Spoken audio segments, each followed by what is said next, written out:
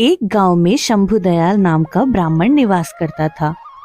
एक बार वो हवन आदि करने एक यजमान के घर गया। उस यजमान द्वारा हवन संपन्न हो जाने के उपरांत यजमान द्वारा उसे एक बकरा दिया गया। ब्राह्मण जब वहां से चलने को हुआ तो उसने बकरा अपने कंधे पर लाद लिया। बकरे को कंधे पर लादे ब्राह्मण चला जा रहा था।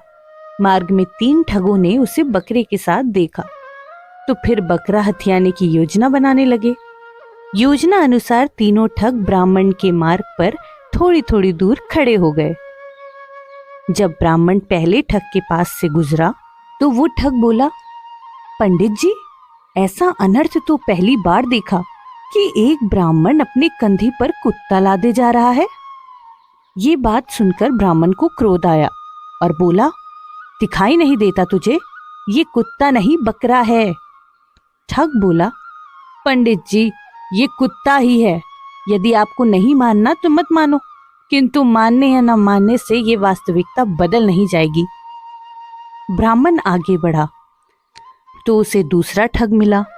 उसने ब्राह्मण से कहा, पंडित जी, लगता है आपको ज्ञात नहीं है कि उच्च कुल के व्यक्ति को कुत्ता अपने कंधे पर नहीं उठाना चाहिए।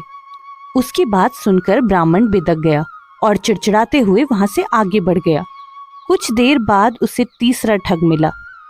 उसने भी ब्राह्मण से वही पूछा कि पंडित जी, अपने कंधे पर कुत्ता लादे कहाँ जा रहे हो?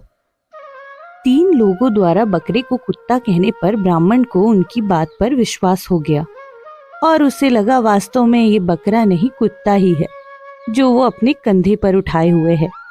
इसीलिए उसने बकरे को अपने कंधे से उतार कर रास्ते में ही छोड़ दिया और अपने घर चला गया। इधर 3 ठगों ने बकरे को मारकर उसकी दावत का मजा लिया। तो इस कहानी से हमें ये सीख मिलती है कि एक झूठ यदि बार बार कहा जाए तो वो सच लगने लग जाता है। अतः सच झूठ की पहचान करने के लिए अपनी पूरी समझ का इस्तेमाल करें। स्वयं पर इतना विश्वास रखें कि दूसरा कोई आपकी मति भ्रष्ट ना कर पाए।